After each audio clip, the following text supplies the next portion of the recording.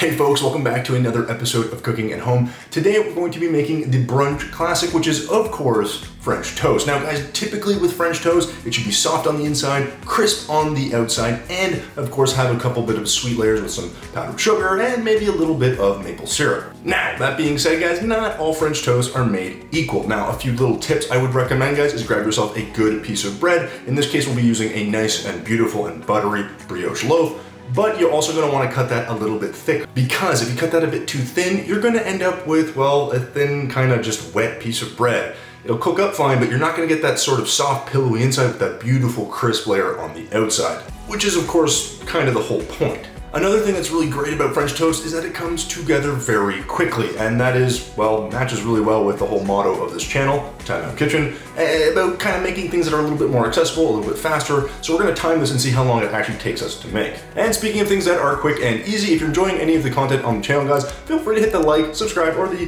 little dinner bell thingy down below so you can know when the next video hits the old YouTube universe. Now with all that being said guys, before we roll through the ingredients, let's check out some of that sweet B-roll.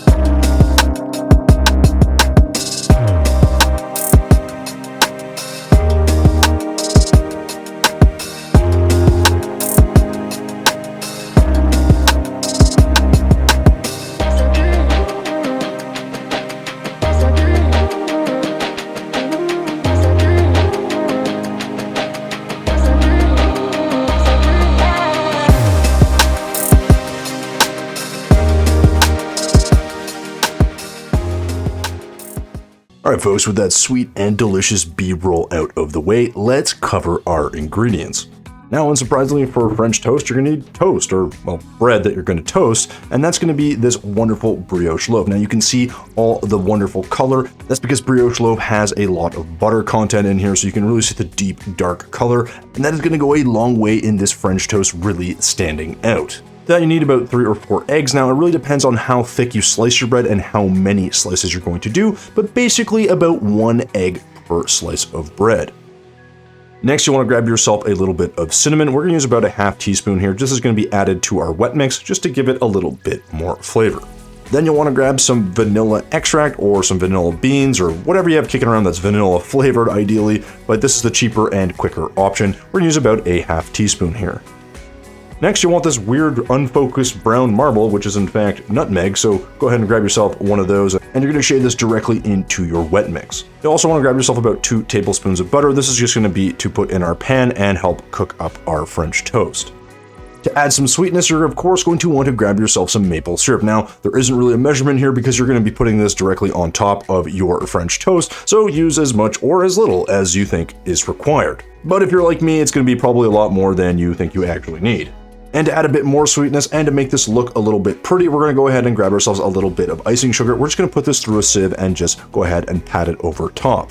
Our final garnish will be some raspberries. Now, obviously, if you have blueberries or really any other berry, you could use that, or you could add some mint or some basil, but something to give it a little pop of color. Oh, and I forgot to mention you'll need a little bit of milk to add to your eggs just to mix that up. But in any case, guys, that covers all our ingredients, so let's get to the prep. Now, I mentioned at the beginning, a key to good French toast, in my opinion, is to have a fairly thick cut piece of bread. So go ahead and grab your brioche loaf or whatever bread you're using and give this a good slice. It should look something a little bit like this. Thicker than you might think, but this is going to help absorb a lot of that liquid and give us a nice fluffy interior with a nice crisp and crunchy exterior. And this bread is real fresh, guys. I mean, I could eat this without even toasting it, but we got to keep going here. So move this to the side and grab yourself a small tray. In that tray, you're going to go ahead and crack your eggs, making sure not to add any shell to your mixture, before sprinkling in about a half a teaspoon of cinnamon. With the cinnamon added, go ahead and put in about a half teaspoon or about a capful of your vanilla extract, making sure to pour artistically, of course, before grabbing your fine grater or microplane and getting your nutmeg on there as well. Again, guys, here you can use as much or as little as you want. I think nutmeg adds a beautiful flavor, so I'm going to add about a half teaspoon of nutmeg. Then add a pinch of kosher salt. This is going to just help balance this out, and the salt actually helps a little bit with the flavoring. Then grab your bag of milk, yeah, that's right, you heard me, bag of milk, and just eyeball in about a quarter cup of milk. Then grab your bluest of whisks and give this a quick and thorough mixing. This will ensure that all of our flavors, salt, cinnamon, vanilla, and nutmeg are well incorporated into this mixture, but also breaking up any clumps that we may have. When you're done mixing, you should have a nice egg bath that looks like this. So all that's left to do is introduce our thick cut bread right into its bath. Don't be afraid to let this sit in the egg mixture for a little bit because you do want this to absorb a healthy amount of it. Once that's done, just give this a quick flip and repeat on the other side. Now here I only did 2 eggs and 2 slices of bread, but you can really see how much this bread absorbs the liquid. So again, depending how much you're making, go ahead and repeat this process. Add some egg, whisk it in, add some cinnamon, add some nutmeg, and add some milk. And again, you should have a well incorporated egg mixture that your bread is going to sit in. In total, I only made about 4 slices because there were only 2 people, but you can obviously see that you could make this for as much or as little bread as you want.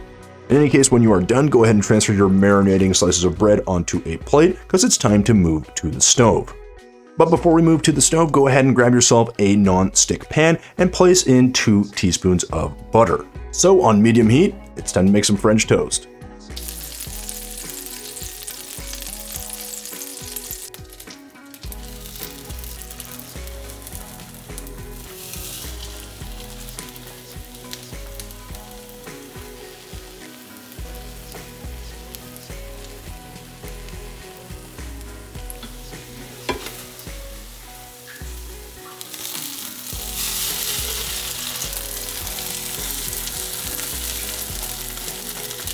Alright, so wipe that drool off your face because we got a couple of things to do. This French toast does look delicious, but we're not quite done because now it is time to plate. So grab your platiest of plates and your Frenchiest of French toasts like so, and go ahead and put this down. Now you could serve this just like this, but we want to pretty this up a bit. So go ahead and put your French toast on the cutting board, cut this in half diagonally, of course, and show off that cross section. You can really see how fluffy and delicious this is going to be. And then we're just going to stack these in a more interesting shape. Yeah, I think this will do just fine. So now go ahead and grab your fine sieve and put in your icing sugar. Then just give this a couple of taps or a lot of taps depending how much sugar you want, and just sprinkle this evenly across all of the plate. With a healthy snowing of our icing sugar, it's time to grab some maple syrup and go ahead and layer that over top. Cut through that sweetness and add a pop of color. We're going to add some fresh raspberries over top, and you'll want to try to place them so that they sort of sit on top before showing off our final product. Now again guys, a bit of mint would be really nice here for some color. Unfortunately, I didn't have any, but you can see this is a very nice plate of French toast. And the beauty is that this came together in less than 25 minutes. And while it only took us 25 minutes to make, it's going to take us about 2 to eat. And you can see guys, this texture here, I mean, I don't know what to tell you. It's just fluffy on the inside, crisp on the outside. We have a wonderful sweetness from the icing sugar and the syrup, and of course all the wonderful flavors from our spices, which include nutmeg and vanilla, and of course a little bit of cinnamon. So with that, all I can say is that I really encourage you to try this recipe the next time you're thinking of making French toast. I mean, there was nothing left. I ate it all. It was amazing. And guys, I promise you will also love this recipe. So that being said, I hope you guys enjoyed this video and thank you for watching till the end. As always, thumbs if you liked it, subs if you loved it. We will see you in the next one.